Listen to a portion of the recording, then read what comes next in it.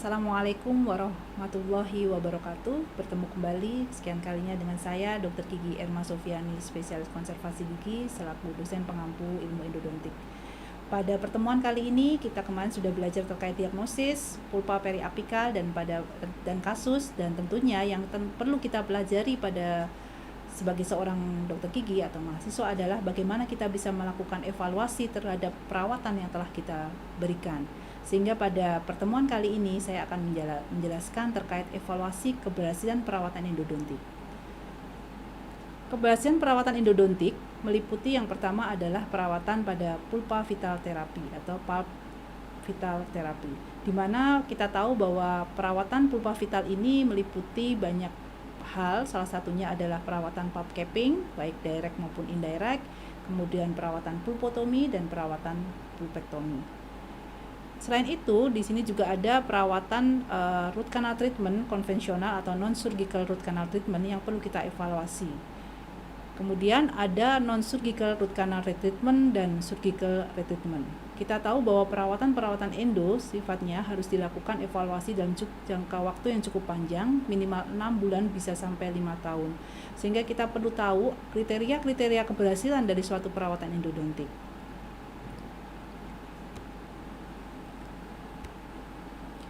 Nah, kita tahu bahwa perawatan pulpa vital, terapi pulpa vital mempunyai tujuan adalah untuk mempertahankan vitalitas pulpa, di mana perawatan-perawatan tadi sudah saya sebutkan adalah pulp capping, pulpotomi, itu adalah bagian dari perawatan-perawatan pulpa vital yang merupakan perawatan yang sifatnya temporer yang harus kita lakukan evaluasi dalam jangka waktu yang cukup panjang.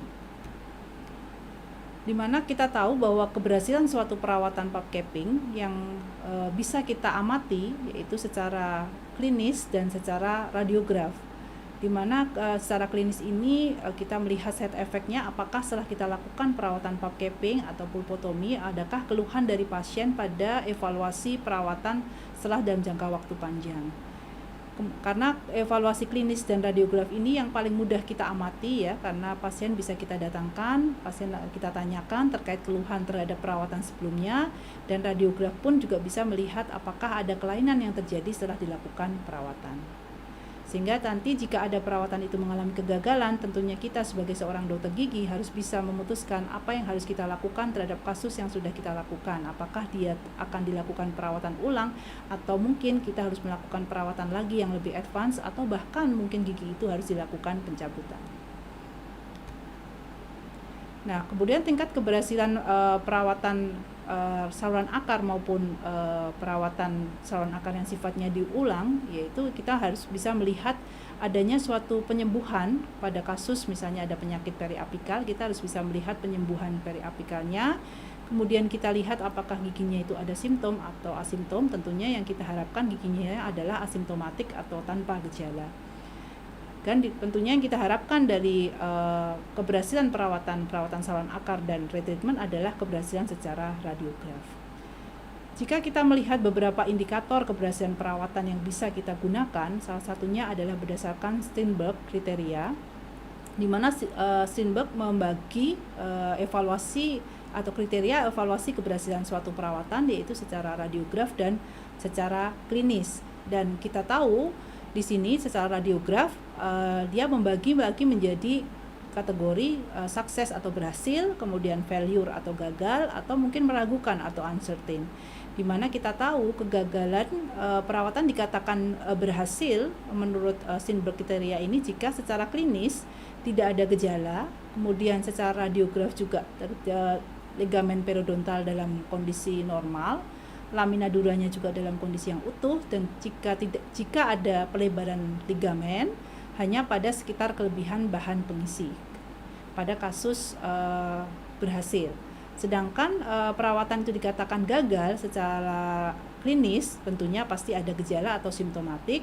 Kemudian secara radiograf kadang tidak ada perubahan lesi, namun kadang-kadang terjadi penurunan ukuran lesi tapi tidak jelas, sehingga ada lesi yang baru bahkan mungkin terjadi pada kegagalan ini, dan biasanya lamina duranya juga terputus. Kemudian ada menurut Steinberg ini adalah kategori meragukan atau uncertain, di mana kondisi meragukan atau uncertain ini biasanya secara klinis kadang ada gejala, namun secara radiograf ada perubahan lesi yang mungkin tidak ambigu atau belum bisa dipastikan apakah lesi itu sudah mengalami perbaikan atau penyembuhan. Dan biasanya lesi yang ada kurang dari 1 mili atau kecil, dan biasanya lamina duranya juga menghilang pada kasus yang meragukan. Jadi ini kriteria menurut Steinberg.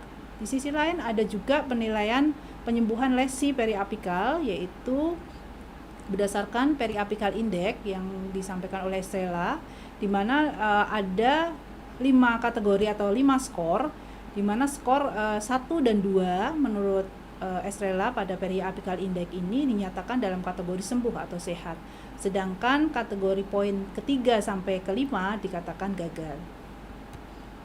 Di mana poin pertama dan kedua ini biasanya yang pertama adalah terjadi struktur periapikal yang normal, kemudian skor 2 ada sedikit perubahan tapi tanpa adanya demineralisasi, kemudian yang ketiga adanya perubahan dengan beberapa demineralisasi, kemudian yang keempat adanya apikal periodontitis atau pelebaran ligamen periodontal yang cukup jelas, ada area radiolucent pada apikalnya. Kemudian skor 5 adalah apikal periodontitis yang sifatnya berat dan sifatnya eksaserbasi atau berulang. Sehingga memang bisa dikatakan berdasarkan PAI atau periapikal index, normal 1 dan 2 bisa dikatakan normal atau sehat, sedangkan 3 sampai 5 bisa dikatakan gagal atau sakit. Kemudian yang berikutnya adalah indikator yang bisa kita lihat, yaitu dengan menggunakan CBCT periapikal index, karena kita tahu sekarang radiograf bisa dilakukan 3 dimensi dengan CBCT, sehingga harapannya periapikal index ini akan begitu lebih nyata untuk terkait penyembuhan lesi yang terjadi, di mana pada CBCT ini ada 8 penilaian. Yang pertama adalah jika skor pertama jika periapikal dalam keadaan baik atau sehat. Kemudian yang kedua adalah jika adanya kondisi radiolusensi di apikalnya antara 0,5 sampai 1 mili, itu dikatakan skor 2. Kemudian skor 3 jika ada diameter periapikal radiolusensinya antara 1 sampai 2 mili. Skor 4 periapikal radiolusensinya 2 sampai 4 mili, skor 5 4 sampai 8 mili, kemudian skor 6 radiolusensinya lebih dari 8 mili, kemudian skor 7 terjadi ekspansi melibatkan tulang kortikal. Yang ke-8 adalah kerusakannya lebih banyak pada tulang kortikal, sehingga skor 8 ini dikatakan skor yang paling tinggi atau skor yang paling menyebabkan terjadinya kegagalan perawatan berdasarkan CBCT PAI. Kemudian kalau berdasarkan American Association of Endodontics, bisa juga menilai suatu keberhasilan perawatan itu ada 4. Yang pertama healing atau sembuh dengan baik.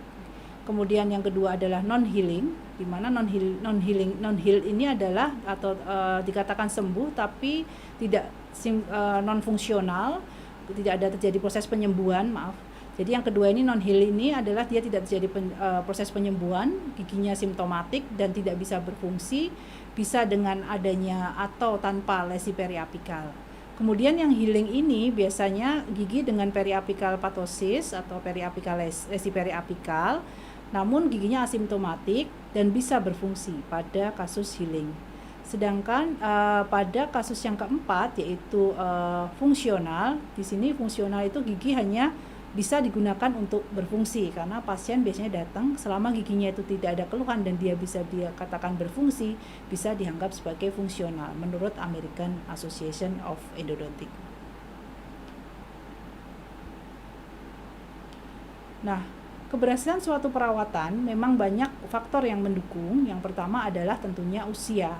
Karena usia sangat mempengaruhi keberhasilan suatu perawatan. Semakin muda, pasti akan semakin mudah proses penyembuhan itu terjadi. Kemudian terkait dengan maturasi atau perkembangan gigi. Pada kasus misalnya kita menjumpai kasus dengan apeks yang terbuka dengan apeks yang tertutup, tentunya ini akan mempengaruhi keberhasilan yang sangat berbeda dalam suatu perawatan. Yang ketiga adalah tingkat kerusakan pulpanya. Bagaimana pulpanya itu mengalami kerusakan, apakah dia bersifat reversible atau irreversible atau mengalami nekrosis, tentunya ini juga mempengaruhi keberhasilan dalam perawatan pulpa. Yang berikutnya adalah potensi penyembuhan pulpa.